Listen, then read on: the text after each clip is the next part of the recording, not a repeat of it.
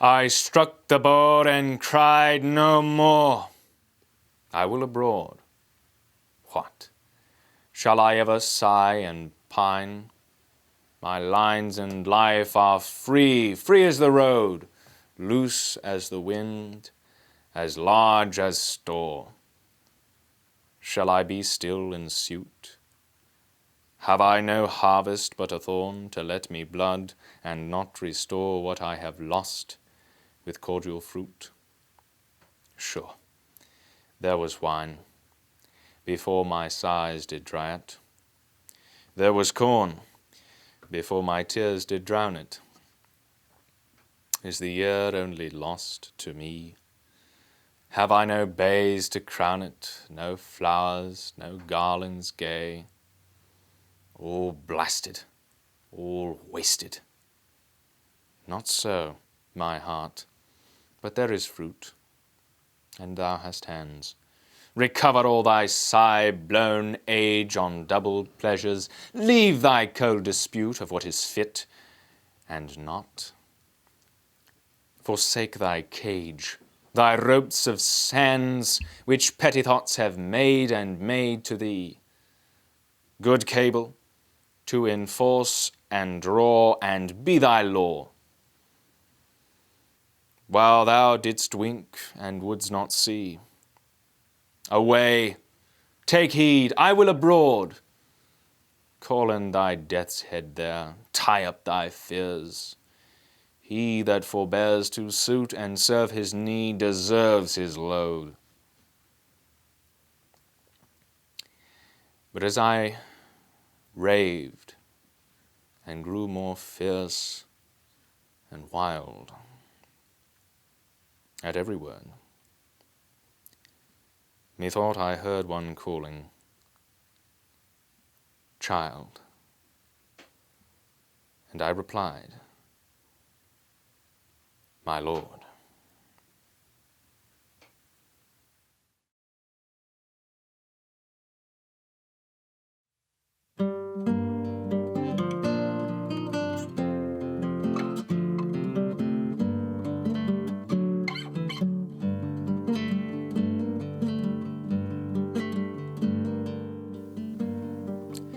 Take my yoke upon you and learn of me, for I am meek and lowly in heart, and ye shall find rest unto your souls.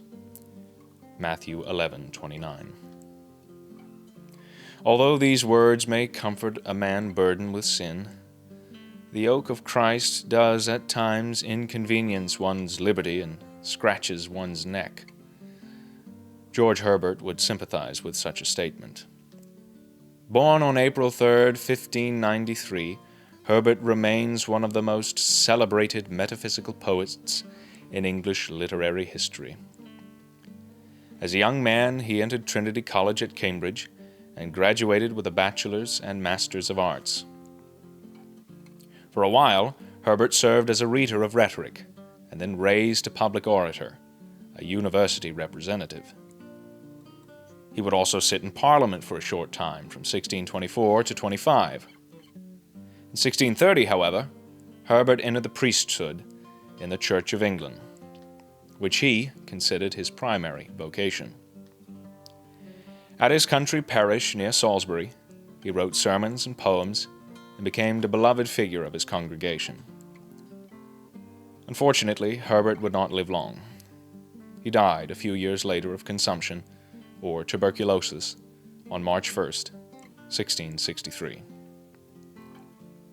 Although Hebert wrote numerous classics worthy of analysis, his poem "The Collar" will be our subject of reflection. Published in the year of his death, "The Collar" stands alongside his other poems in a collection titled "The Temple." Hebert portrays a man who struggles to free himself from religious constraints. Assumably, a clergyman acts as a speaker in this verse. However, no mention of the speaker's role appears. One can assume this clergyman, angered by the commitment he has to God, is conflicted with his desire for autonomy. He howls and fights and tries desperately to break the yoke which binds his neck to Christ, to religion. Yet, after he expresses his angst, quietly, as in a flash, he hears the words of a father. Child. The son, in serene repose, knowing the identity of his master, responds, My Lord. For anyone who struggles with faith and obedience, Hebert's words give hope to their despair. After considering the form and style of the poem, a few notable characteristics stand out. The first is the title, the color. Interestingly, Hebert refrains from using the word color in the poem. The title acts as a context reference in which one may interpret the verses which follow. Seeing that Hebert was an Anglican priest, he was required to conform to the 1604 canons of the Church of England, which required clergy to wear a cassock, gown, collar, and surplice while administering communion. The collar was distinctive in that it was usually worn outside of church. In a scholarly article featured in Studies in Philology, titled, quote, The Ironing of George Hebert's Collar, Dale Randall notes that the collar is, quote, symbolic of discipline. Randall also hints that collar could very well be a pun of Hebert, as seen on line 35. Methought I heard one a-calling. Hence, the caller may refer to the spoken word and not to a small vestment. Nevertheless, Randall is not conclusive in his interpretation and refrains from making an impetuous judgment. There are some other issues worthy of consideration. The narrative structure and the form of the poem. In an October 1979 edition of the Modern Language Journal, PMLA, David Lee, a Jesuit English professor at Gonzaga University, notes that two narratives are going on. The, quote, interior story, which is the existential grief the speaker expresses, and the, quote, frame story of submission. One may see this on lines 1 and 32, which have quotation marks. Within the quote, this contains the interior narrative, which, by the sound of it, resembles a dark night of the soul, to quote St. John of the Cross. And the frame narrative buttresses the rebellious talk at the end of the poem, with some somber consolation from the caller, who, presumably, is God. Regarding the form, Hebert writes with an odd rhyme scheme. It's certainly not a sonnet, as can be seen at face value. English scholar Royal Neil Graves analyzes the rhyming pattern in an article titled Hebert's the Collar, published in The Explicator.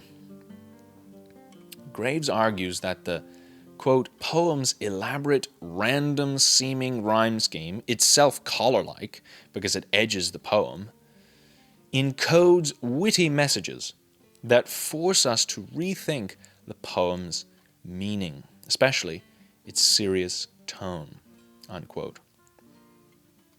What would be these encoded witty messages within these verses?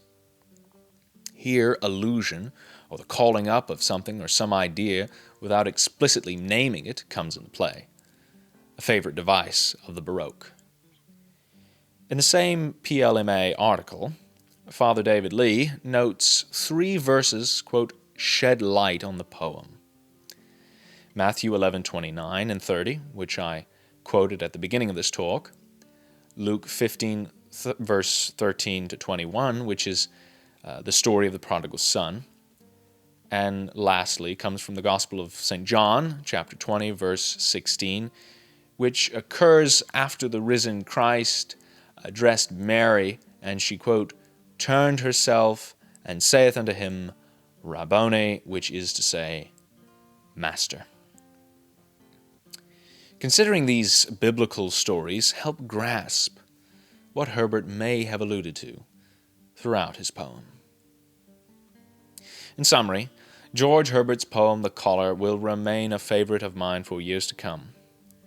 Indeed, his words give solace to those of us who, although Christian, grow weary at times from the cross which our Lord bids us to carry, from the yoke that fastens about our neck.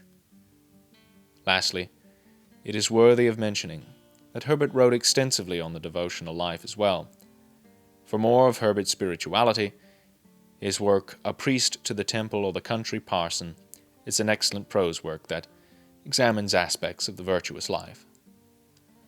Hopefully, after considering these qualities of Herbert and his poem, our love for him will burn brighter in our hearts than ever before.